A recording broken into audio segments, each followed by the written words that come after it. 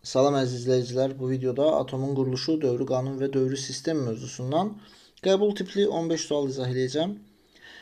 Bu suallar orta çətinlikdədir, B variantıdır və bu sualların müəllifi mənəm. Sualları əldə etmək istəyirsinizsə, mənə yazın bu nömrəyə. İndi keçək suallara. Birinci sualda 3 iyon verilib bizə. Bu iyonların elektron konfigurasiyası verilib. Biz verilən iyonlara və elektron konfigurasiyalarına əsasən X, Y və Z-in S və ya P elementi olduğunu müəyyənləşdirməliyik. X müsbətin elektron konfigurasiyası 2s 22p6'dırsa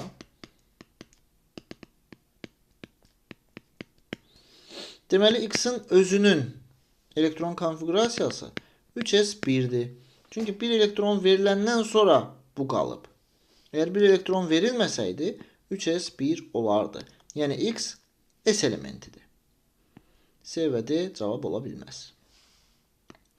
Y3 mənfi 2s22p6 elektron konfigurasiyasına malikdir. Yəni 3 elektron alandan sonra bu cür olub. Deməli 3 elektron almasaydı 2s2 elektron formuluna malik olacaqdı. P ilə bitdiyinə görə P elementi olacaq Y. Yəni B doğru cavab ola bilməz. Və Z-ə baxırıq. Z 5 müsbət olub 3s2. 5 elektron verəndən sonra 3s2 olub. 5 elektron verməsəydi 3s2 P5 formuluna malik olacaqdı. Yenə də P ilə bitdiyinə görə bu da P elementi sayılır. P ailəsinə məxsusdur. Cavab Y variantıdır. 2. X elementinin nisbi atom kütləsini hesablamalıyıq 2-də. X3 mənfinin 18 elektronu var, 16 neytronu var. 18 elektronu varsa deməli 15 protonu var. Atom kütləsi də 15 ilə 16'nın cəmi qədərdir. 31. Cavab A variantıdır. 3. İzoton atomları müəyyən edin. İzoton neytron sayıları eyni olan deməkdir. Kaliumda 39-19, 20, magnezyumda 24-12, 12, xlorda 35-17, 18, o biri xlorda da 37-17, 20. Yəni 1 və 4 neytron sayıları bərabərdir. Y variantı. Kükürdün tam həyəcanlanması zamanı əmələ gələn tək elektronlarının sayını tapmalıyıq. Kükürd 16-cı elementdir. Elektron konfigurasiyası 3s2, 3p4, 3d0 olacaq. Yəni orbitallarını çəksəm xarici təbəqədə S-də 2 elektron var. P-də 3 orbitalda 4 elektron var. D-də də 5 orbital var. 5'i də boşdur.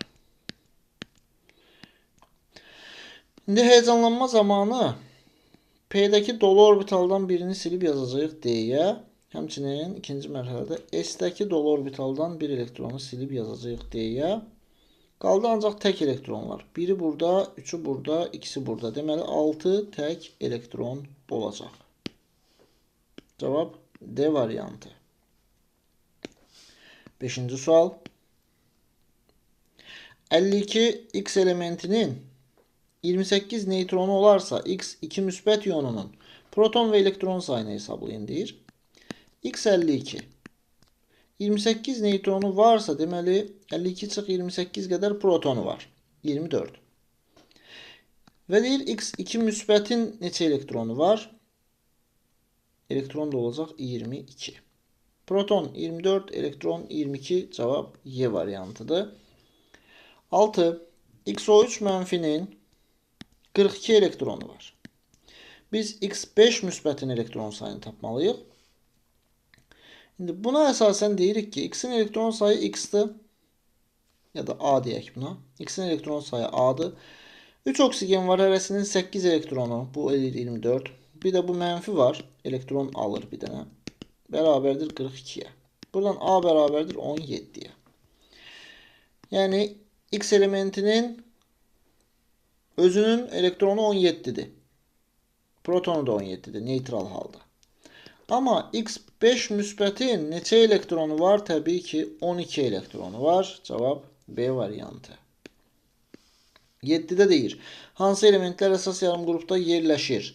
Xromun konfigurasiyası 4s1 3d5-dir. Qısa elektron formulu. D ilə bitdiyinə görə bu əlavə yarım qrupda yerləşir. Brom 35, 4s2, 3d10, 4p5. P ilə bitdiyinə görə əsas yarım qrupda yerləşir. S və ya P ilə bitirsə əsas yarım qrupdur. D ilə bitirsə əlavə yarım qrupdur. Kalium 19, 4s1 ilə bitir. S olduğuna görə əsas yarım qrupdur. Və sink 30, 4s2, 3d10 ilə bitir. D olduğuna görə əlavə yarım qrupdur. 2 və 3 cavab B. 8-də nə deyir? Şəkildə dövrü sistem cədvəlinin kiçik dövrlərindən bir hissə verilib. X elementi X2O5 tipli baş oksid əmələ gətirirsə, Y elementi hansı yarım qrupda yerləşir? X2O5 tipli baş oksid 5-ci qrupa aiddir.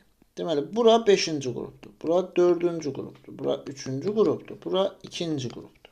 Y yerləşir 2A yarım qrupunda. Niyə 2A-da? Çünki kiçik dövrlərdən söhbət gedir. Kiçik dövrlər ancaq əsas yarım qrup elementlərindən ibarətdir.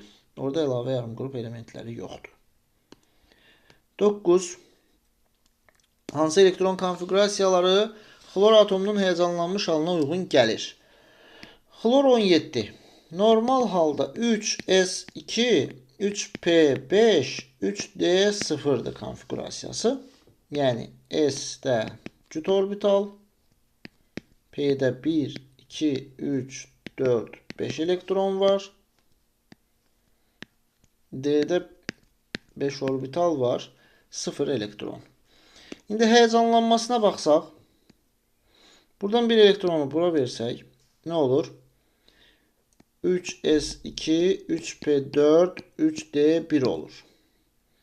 Sonra P'deki o biri dolu orbitaldan bir elektronu bura versək, nə olur? 3s2, 3p3, 3d2. Və bir mərhələ daha həyəcanlana bilər. Çünki S'də də dolu orbital var. Buradan da bir elektronu D'yə versək, olur 3s1, 3p3, 3d3. İndi baxaq görüm hansılar xlorun həyəcanlanmış halına uyğun gəlir. Birinci uyğun gəlir. Yazmışıq. Budur. İkinci uyğun gəlmir. Belə bir şey yazmamışıq. Üçüncü uyğun gəlirmi? Gəlmir. Burada xarici təbəqədə 6 elektron var üçüncüdə. Ona görə uyğun gəlmir. Dördüncü uyğun gəlir. 1, 4 uyğun gəldi. Cavab A variantı. 10-cu sual. Hansı xassisə həm birinci, həm ikinci istiqamətdə artır? Atom radiusu 1-də azalır, 2-də artır. Proton sayı hər ikisində artır. Valent elektron sayı 1-də artır, 2-də dəyişmir. Elektromənfilik 1-də artır, 2-də azalır. Metallıq 1-də azalır, 2-də artır. 11. X elementinin əmələ gətirdiyi hidrogenli birləşmənin formulunu müəyyən edin. Əgər X-in baş oksidi X2O-dursa, deməli bu X 1-ci A qrupunda yerləşir. Məsələn, natrium. Və bunun əmələ gətirdiyi hidrogenli birləşmə olacaq XH. Uçucu olmayan hidrogenli birləşmə.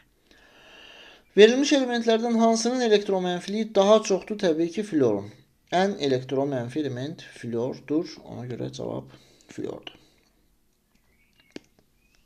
X, Y, Z elementlərini valent elektronlarının sayının artma ardıcıllığı ilə düzməliyik.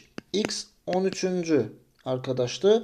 1s2, 2s2, 2p6, 3s1, yox, üzr istəyirəm. 3s2, 3p1. Xarici təbəqəsində 3 elektron var. Yəni valent elektronu 3'dür. Y14. 1s2, 2s2, 2p6, 3s2, 3p2. Bunun xarici təbəqəsində 4 elektron var. Valent elektronu yəni. Z20. 1s2, 2s2, 2p6, 3s2, 3p6, 4s2. Son esin qarşısından xətt çəkirəm. Xəttdən sonra 2 elektron qalıb. Yəni valent elektronu 2'dir. İndi artma ardıcıllığı deyirsə ZXY olacaq. Y variantı. 14'te deyir ki X atomu X2 müsbət iyonunu çevrildikdə nə azalır? 2 elektron verirsə, proton sayı dəyişmir, elektron sayı azalır, radius azalır. 2 və 3 Y variantı. Və 15. X3 müsbət iyonunun 23 elektronu varsa, X3 müsbətin 23 elektronu varsa, neytral X elementinin dövrü sistem cədvəlində mövqeyini müəyyən edin. 23 elektronu varsa, deməli 26 protonu var. 26 neytral halda 26 proton, 26 elektron deməkdir bu. Elektron konfigurasiyasını yazsaq 1s2 2s2 2p6, 3s2 3p6, 4s2 3d6. Yəni son s-in qarşısından xətt çəkirəm. 4-cü dövrdə yerləşir və üstləri toplayanda 8 oldu. 8-ci qrupda yerləşir. D ilə bitdiyinə görə də əlavə yarım qrupda yerləşir. Cavab D variantı olacaq. Bununla da bu 15 sualın da izahı bitdi. Bu testləri əldə etmək istəyirsinizsə mənə yaza bilərsiniz. Cavabları da burada QR kod şəklində vermişəm. Növbəti videolarda görüşənədək salamat qalın.